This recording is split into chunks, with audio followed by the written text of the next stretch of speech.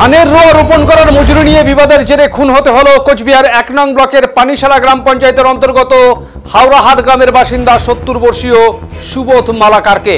অভিযুক্তের নাম পরিমল দাস ওরফে পরি। তিনিও এই এলাকারই বাসিন্দা বলে জানা গেছে।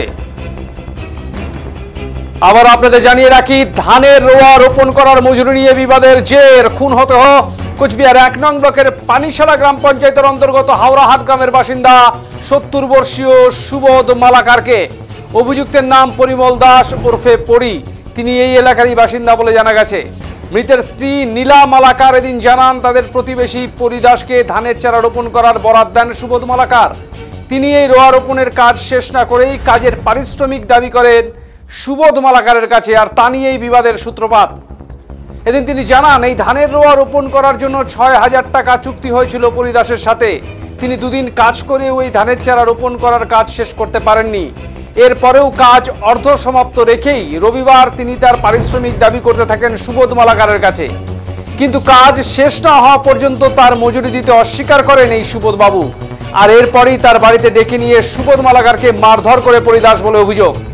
এরপরেই অজ্ঞান হয়ে যান তিনি। নীলা মালাকার জানান, তিনি কর্মসূত্রে কোচবিহার শহরে ছিলেন। তার কাছে এই খবর আসা মাত্রই তিনি ছুটে যান বাড়িতে, গিয়ে দেখেন মারা গেছেন তার স্বামী। এরপর কোচবিহার MJN মেডিকেল কলেজ হাসপাতালে তাকে নিয়ে আসা হলে চিকিৎসকরা তার মৃত্যু নিশ্চিত করেন।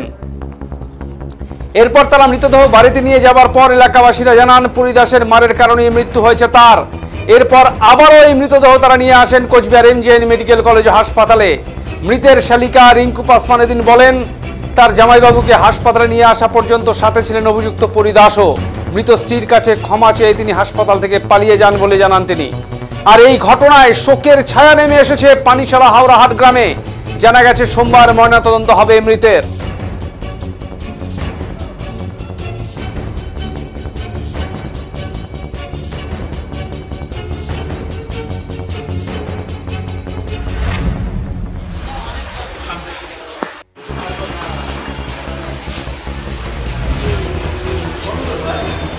সঙ্গে তাকে চুক্তি দিছে যে তুই রোয়া গাড়া শেষ করবি, তারপরে আমি টাকা দেব। ও রোয়া গাড়া না শেষ হতে টাকা চাইছে। তোমার স্বামী বলছে যে আমি পরে দেব টাকা, ও মানবে না।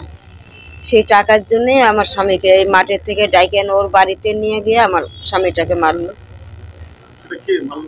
ওই যে পাড়ার পরি দাস। চুক্তি মনে হয় ৬,০০০ টাকা চুক্তি হয়েছিল গাড়া, রোয়া গাড়া। কয়দিন কাজ করছে? ২ দিন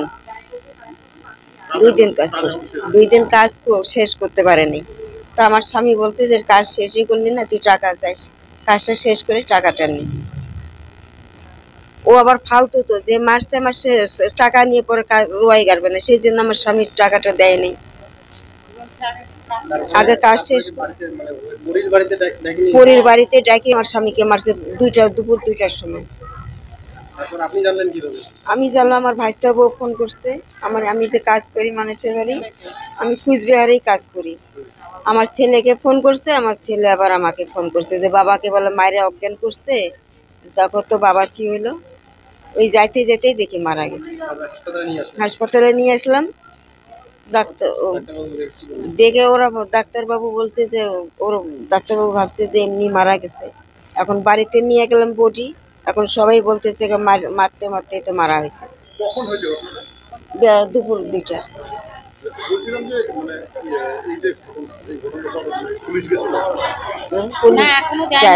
কালকে 10টায় যাবে। আমার নাম নীলা মালাকার, সুবোধ মালাকার। ওই তো শুনলাম যে জামাইবাবুকে মারছে, জমিতে রোয়া গাড়তেছিল, মানে লোক দিয়া যে পরিদাস তাকে দিয়া গাড়াচ্ছিল রোয়া। তারপরে উনি না গাড়া শেষ হতেই বলছে পয়সাটা দেন। তা উনি জামাইবাবু বলছে তুমি আসো, তারপরে কাজটা শেষ কর, তারপরে টাকাটা দেই। তারপরে মনে হয় স্নান খাওয়া দাওয়া করতে করতে দেরি হচ্ছে নাকি। তারপরে হচ্ছে জামাইবাবুকে খেতে গেছে দেখতে, ওইখান থেকে ডাইকা নিয়ে গেছে। ডাইকা নিয়ে যায় বাড়িতে বাইন্দা পিটাইছে। এবার শরীরে কোনো স্পট নাই। হ্যাঁ, এরকম শুনলাম, দেখলামও শরীরে কোনো স্পট নাই। কিন্তু কি দিয়া মারছে জানি না। বাড়িতে আসলো, আসার পরে মুখ দিয়ে গোল্লা বের হয়। তারপরে হচ্ছে দিদির হচ্ছে জামাইবাবুর দাদার ছেলের বউ দেখলো, দেখার পরে ভাইস্তা বউ আর কি, তারপরে দেখার পরে জয়পুরে ওই যে জামাইবাবুর ছেলে থাকে, জয়পুরে জামাইবাবুর ছেলেকে ফোন করলো, ওই ছেলে আবার মাকে ফোন করলো, মা কুচবিহারে লোকের বাড়িতে কাজ করে। তারপরে ওইখান থেকে যখন যায়, শুনে যাওয়ার পরে তাড়াতাড়ি করে যায়, তারপরে আর দেখলো রাস্তা দিয়ে নিয়ে আসতেছে, ও আবার নিয়ে আসতেছে, যে মারছে সে আরো লোকজন মিলে নিয়ে আসতেছে। তারপরে এখানে আসার পরে ও পালাইছে। দিদিকে বলল, দিদি হাত জোর করি মাফ করে দে আমাকে, ওই পরিদাস বলল। তখন বলল, আমি কি আর তোকে মাফ করব, তুই তো আমার স্বামীকে মাইরা আমাকে বিধবা বানায় দিলি, তাহলে আমি তোকে কি মাফ করব, এরকম করে বলল। তারপরে বলার পরে ও নাই, এখান থেকে পালাইছে।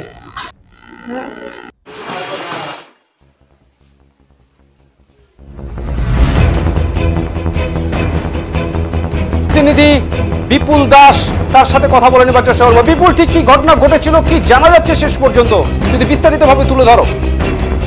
হ্যাঁ, একদমই। দেখো অমিতা, তোমাকে জানিয়ে রাখবো যে ধানের রোয়া রোপণ করার মজুরি নিয়ে কিন্তু একটা বিবাদ হয়েছিল কোচবিহার 1 নং ব্লকের অন্তর্গত পানিশালা গ্রাম পঞ্চায়েত হাওড়া হাট এলাকায়।